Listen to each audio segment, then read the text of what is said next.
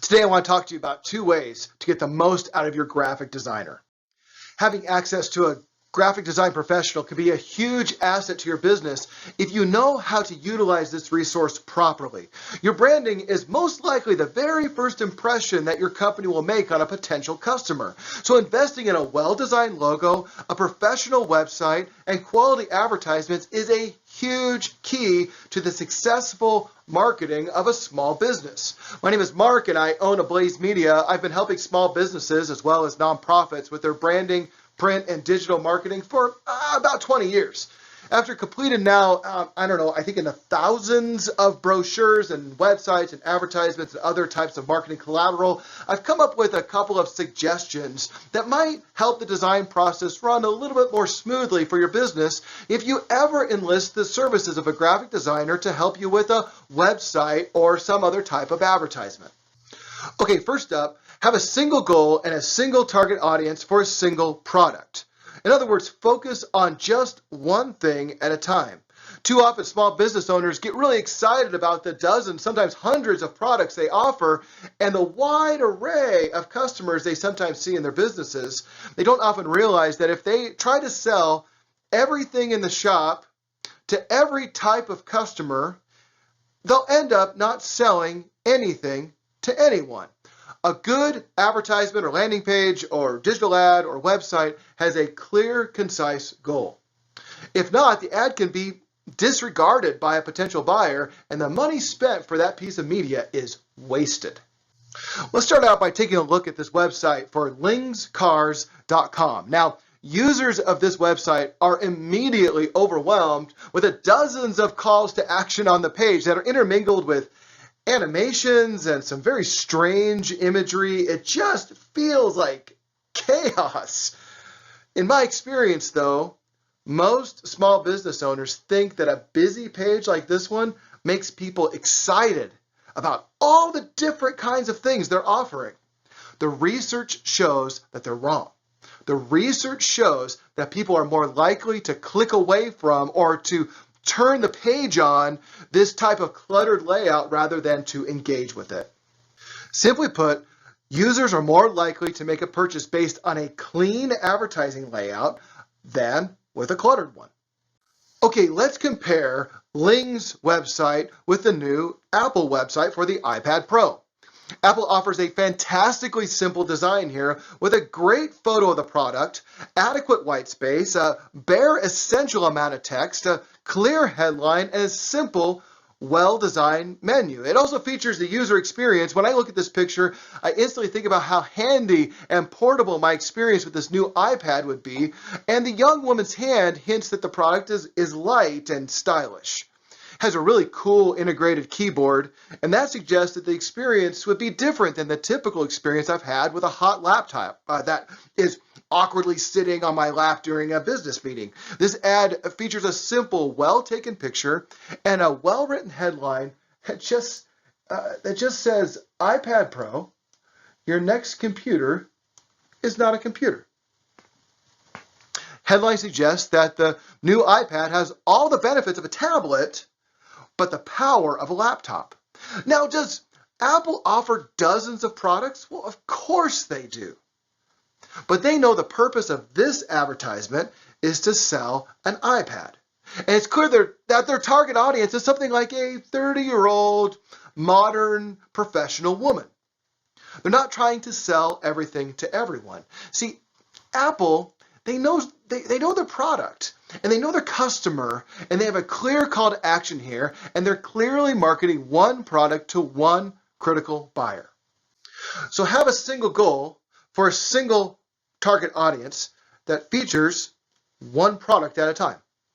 Number 2, before the design process begins, send the designer copy that is complete, well edited, and organized with headers. What you need to understand is that headlines sell, and copy is intended to support great headlines. So first of all, think about your customer's point of view and write a great headline that piques the curiosity or captures the attention of your potential customer. Remember, you aren't selling just a product, you're selling an experience. So in other words, the appliance dealer isn't just selling a washer, but they're selling a date night out in a clean dress. Or in this old time ad, they're selling extra time that you could spend with a good book. The web designer is not just selling a website, but he's selling credibility, and ultimately he's selling leads that are generated online. The electronics store is not just selling black boxes, but they're selling a movie night in a new home theater. See, you're not selling your truck, you're not selling your store, and you're ultimately selling something that's much more meaningful than your truck or your store. So write copy that supports a great headline, and avoid just putting a laundry list of all your services down every ad that you ever run, but rather focus on one product at a time and write compelling copy to sell that single product. So a couple of rules of thumb for you. First of all, effective headlines are rarely more than 7 words. And secondly, effective copy is never, ever longer than 150 words for any given section, and less is always better. First, let's take a look at an ad that got some of their copy points wrong. Now, on first glance, I'm not really sure what this ad is advertising. It could be a bike. It could be a gadget for a bike. The use of the NASCAR is a little bit unclear. Maybe it's a speed accessory, but there's a contest and a $50 offer, a discount cash offer. I'm not really sure what that offer is for, but there's some dates there. So if we just look at the copy, it would say quite literally, win a Bathurst experience at $7,000, valued at $7,000, come ask me about it. And if you ever have to carry keys again, you won't have to do that anymore. And we got a V8 supercar driver who's riding a bike. And don't forget our $50 cash back offer that closes soon. And we're from Lockwood, by the way. And we have a product called the 001 Touch. It's a touch screen that you put in your home, so you don't need keys. Give us a call. Now, when you look at this ad, would it tell you that this is an ad for a lock for your door? Okay, so here's what's wrong with this copy. First of all, there's no clear headline here. I mean, where do you start reading this ad at? Secondly, there's too many images. It's too complex. I'm not sure what to look at. Thirdly, the person on the bike, I mean, who is this guy? If it's a V8 supercar driver, what does cycling have to do with V8 supercar driving, and how does that relate to a door lock? That's unclear. Fourth, the logo position, bottom, in the middle, a little off to the side. That's maybe the worst place to put it. And lastly, there's an ill-positioned headline. Headlines don't seem to be positioned with relevant pictures. And there's all these calls to action all over it. This thing is a mess. This Colgate ad has a number of things that are actually working quite well for it. First of all, it's laid out in what designers call a standard Z formation. Here's what I mean. Starting up here at the upper left corner, this is where a person's eye looks at first. And typically speaking, a person's eye would start here. It would go across the top of the piece, and this is where you'd want to put your headline. Well, there it is. There's their headline. It would then go down to the bottom corner, and this is the zone where you want to put your information. You want to put your bullet points. And so what they've done is they've put their bullet points right here.